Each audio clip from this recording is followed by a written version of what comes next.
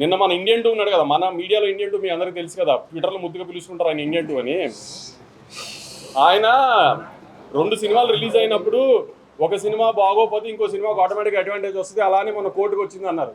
ఆయనకి మర్చిపోయినట్టున్నారు, ఆయన కొంచెం చిలిపితనం ఎక్కువైపోయి వయసులో. కోర్టు బాగుంది కాబట్టి చూశారు, పక్క సినిమా బాగాలేదు కాబట్టి చూడాల. అలానే మ్యాడ్ బాగుంది కాబట్టి చూశారు, పక్క సినిమాల గురించి కాబట్టి చూసింది మ్యాడ్. అది కూడా ఆయన తెలుసుకోవాలి.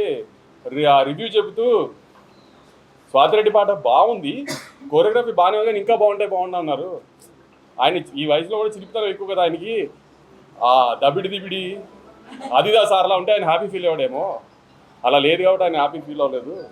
ఇత కూడా చాలామంది రాశారు, కంటెంట్ లేదు, సీక్వెల్ అడ్వాంటేజ్ ఉంది అంతే, సెకండ్ హాఫ్ పండలేదు, సునీల్ గారు పండలేదు, ఇది అదే.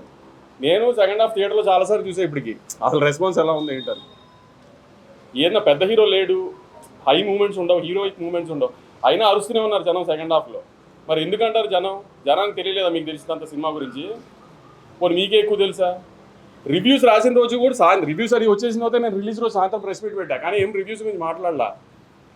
ఎందుకంటే వాళ్ళ జాబ్ వాళ్ళది, మన జాబ్ మంది. కానీ వాళ్ళ రివ్యూని జస్టిఫై చేయడానికి వాళ్ళు ట్వీట్లు వేస్తున్నారు, సినిమా కరెక్షన్ ఊరికే ఉన్నాయి కంటెంట్ లేకుండా. అది కరెక్ట్ కాదు కదా.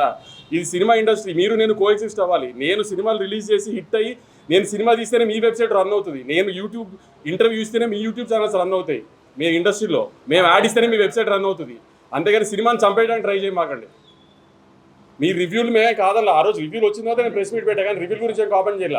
నేను ఇప్పుడు రివ్యూ గురించి కామెంట్ చేయాలి, మీ ఒపీనియన్ మీ ఇష్టం. కానీ సినిమా ఆడుతున్న తర్వాత కూడా సినిమా ఎందుకు ఆడుతుందని అనాలిసిస్ మీరు ఇవ్వాల్సిన అవసరం లేదు. మీ జడ్జ్మెంట్ జనాలకు అక్కర్లా, జనం ఆల్రెడీ జడ్జ్ చేసేసి జనం చూస్తున్నారు దాన్ని. ఆ జడ్జ్మెంట్లు చేసి సినిమాల గురించి సినిమాలు డిస్ట్రాయ్ చేయడానికి ట్రై చేయమాకండి. సినిమాలు ఆడితేనే మీరు ఉంటారు, లేకపోతే వెబ్సైట్ నుంచి ఇంటికి రావాల్సి వస్తుంది అందరూ.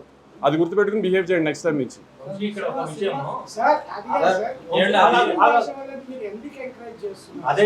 అదే మా తప్పు చెప్తున్నా కదా, అదే మేము చేసిన తప్పదే ఇప్పుడు దాకా.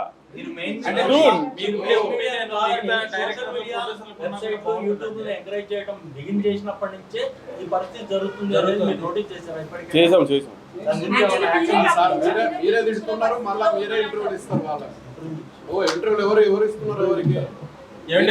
మీకుండి ఇప్పుడు అవగాహన చెప్పారు కదా, మేము ఉండబట్టే మీ యూట్యూబ్ ఛానల్ అది రన్ అవుతుంది. అవును, ఇప్పుడు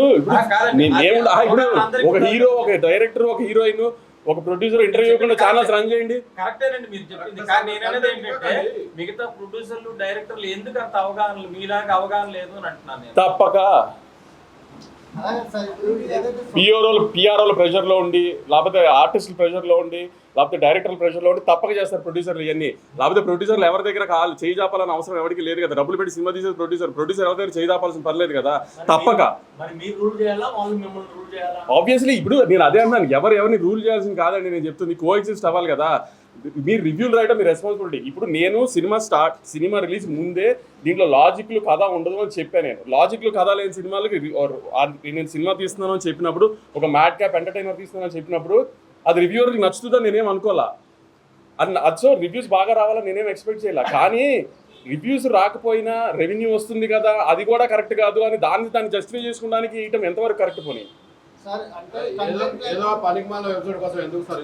పనికిమాల వెబ్సైట్ గురించి కాదు,